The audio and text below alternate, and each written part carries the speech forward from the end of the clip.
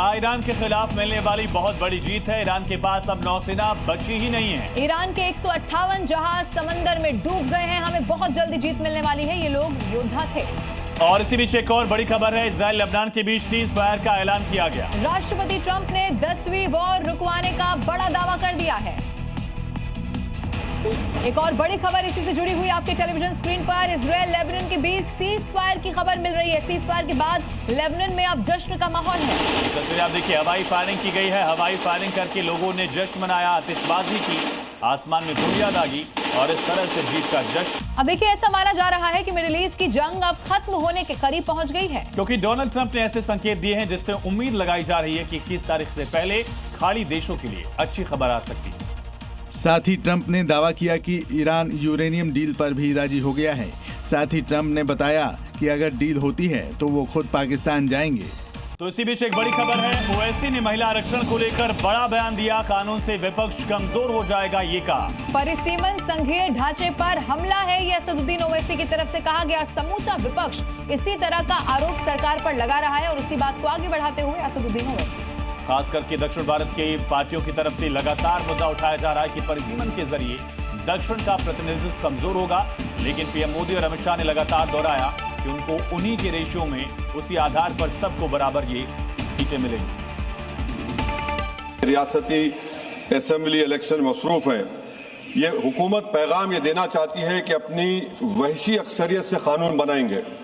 अगर ये 3 बिल कानून बन जाएंगे तो अपोजिशन की आवाज नहीं के बराबर इस ऐवान में हो जाएगी।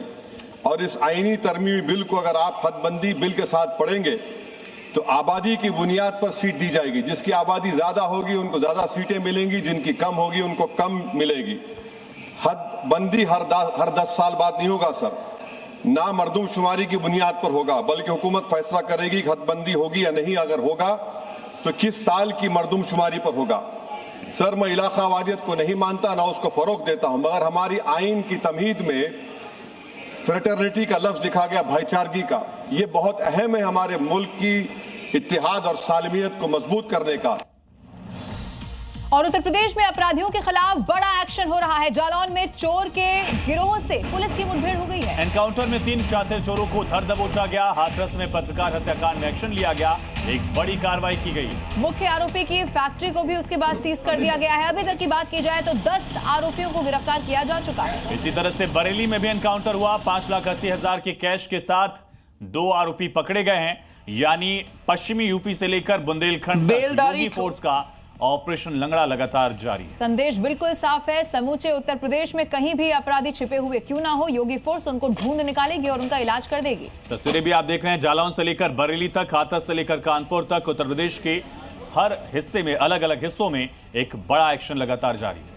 तो अपराधी यहां भागने की कोशिश करते हैं और देखिए पुलिस कैसे उन्हें लंगड़ा कर देती है और उसके बाद उनके गुनाहों का हिसाब यहां पर होता है। लेकिन ये ऑपरेशन अभी यहां पर रुकने नहीं वाला। इसी तरह शहर शहर एनकाउंटर की तस्वीर देखने को मिल रही है।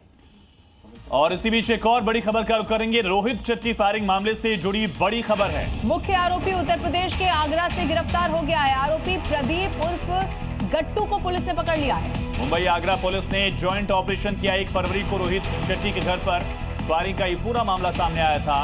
अब आरोपी छोटू को गिरफ्तार किया गया है, बड़ा एक्शन लिया गया।